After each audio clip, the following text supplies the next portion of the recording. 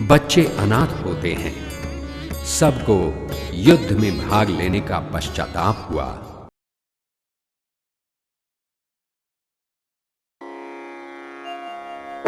महावीर ने अत्यंत कठोर अवस्था में 12.5 साल तप किया।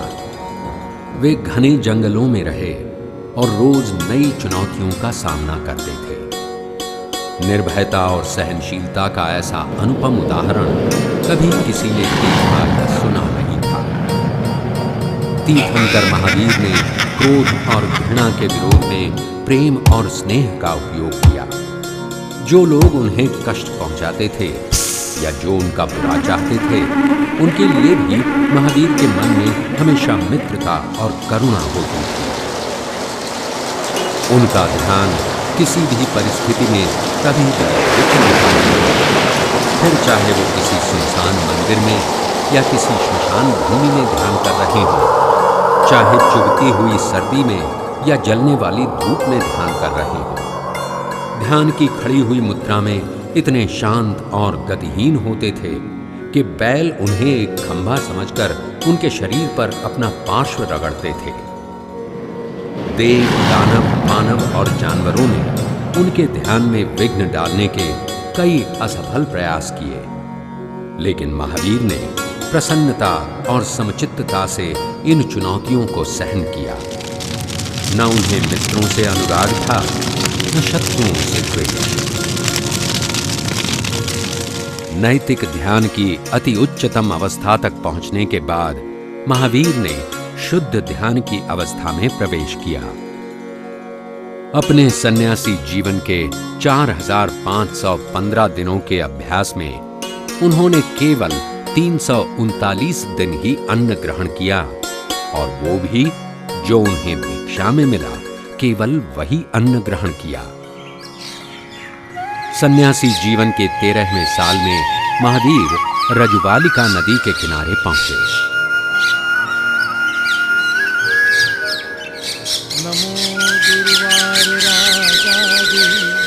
वहां उन्होंने एक सागवान के पेड़ के नीचे ध्यान आरंभ किया।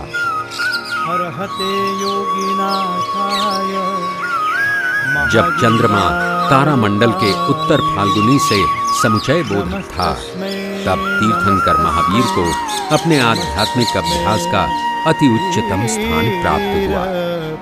दुख, क्लेश और मानसिक पीड़ा से त्रस्त इस जग में प्रेम, शांति और मित्रता की ठंडी लहर बहने लगी।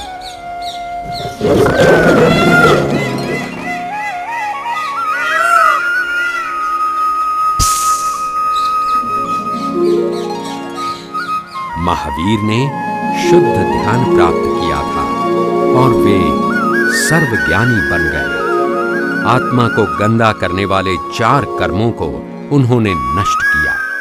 वे 4 कर्म थे: भ्रमित करने वाले कर्म, ज्ञान ढकने वाले कर्म, दृष्टि ढकने वाले कर्म और बाधा पहुंचाने वाले कर्म।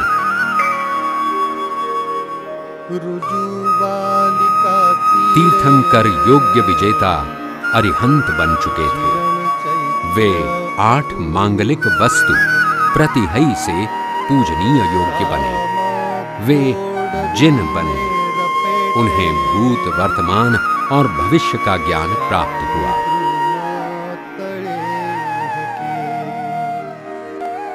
प्रसन्नता से अभिभूत हुए देव तीर्थंकर महावीर के जीवन के इस चौथे शुभ अवसर में शामिल होने आए।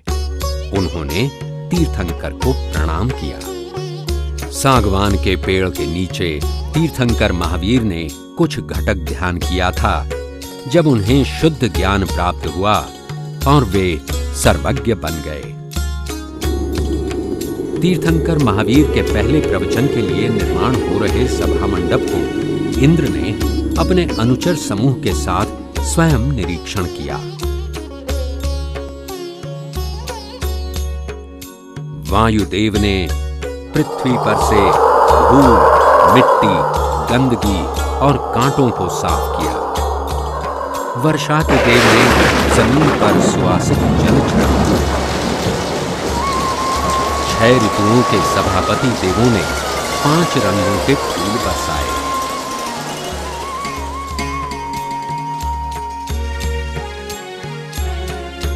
भुवनपति देवों ने एक चांदी का किला दुर्ग बनाया जिसमें 10,000 सीढ़ियां थीं।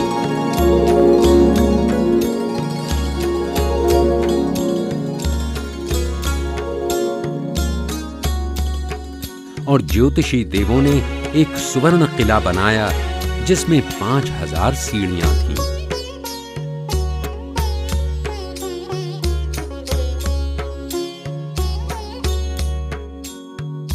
पूरे सभा मंडप में 3 किले थे। हर किले के 4 प्रवेश द्वार थे और हर प्रवेश द्वार में देवी देवताएं द्वारपाल बन के खड़े थे। पहले किले में वाहनों के लिए वाहनतल बनाया गया।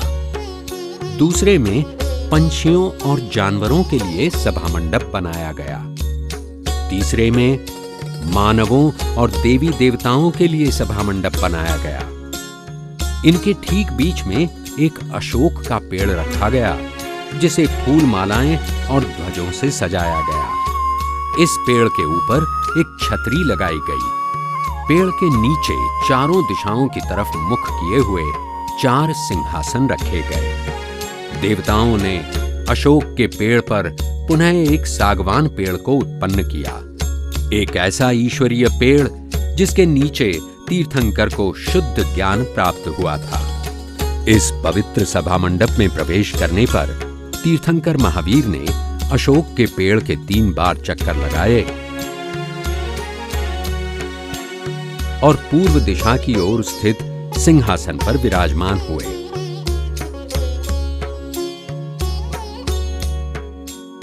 उन्होंने अपनी अलौकिक शक्ति से अपने 3 और शरीर निर्माण किए जो बाकी 3 सिंहासनों पर विराजमान हुए।